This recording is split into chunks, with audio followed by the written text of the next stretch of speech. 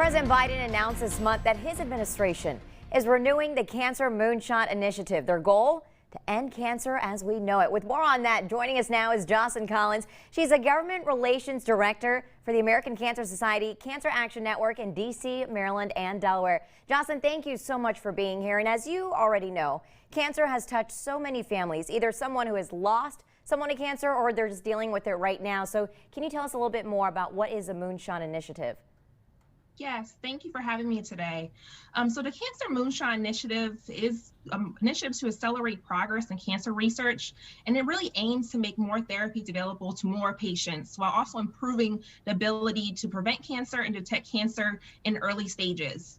One of the biggest things is back in 2016, then President Barack Obama tasked then Vice President Joe Biden with heading up this new national effort.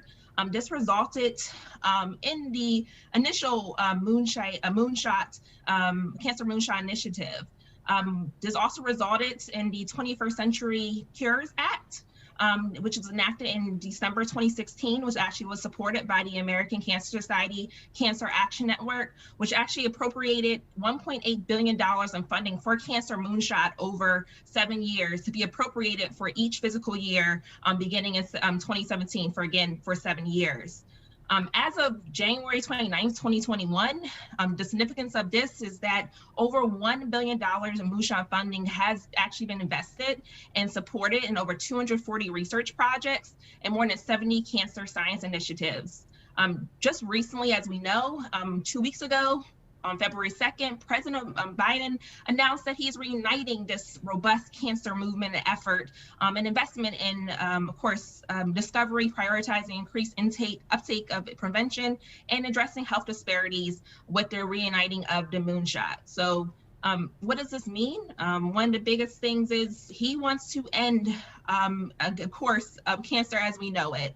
With that being said, the goal is to actually reduce cancer by 50% over the next 25 years and improve the experience of people living with cancer and their families living with and surviving cancer. So this is significant. So, Jocelyn, reducing the death rate from cancer by at least 50% over the next 25 years, that's a hefty goal. And right now it sounds like a delayed diagnosis is going to be the biggest problem over the next couple of years for doctors, because by the time people are going out and getting screened, it's already too late. Can you tell us more about that? What's the fear that doctors are having right now with the drop-off in screenings? Yeah, so COVID-19 has a significant impact on screening and the early detection of cancer. Doctors fear that due to delays in screening, many cancers could be undiagnosed and untreated and may actually advance to later stages, which becomes harder to treat and which makes survival rates, unfortunately, lower. This is why both the American Cancer Society and American Cancer Society Cancer Action Network are again so excited about the reuniting of the Moonshot. We're at a unique moment in history in fighting this disease. What we do now will actually have staggering impacts on the future of cancer.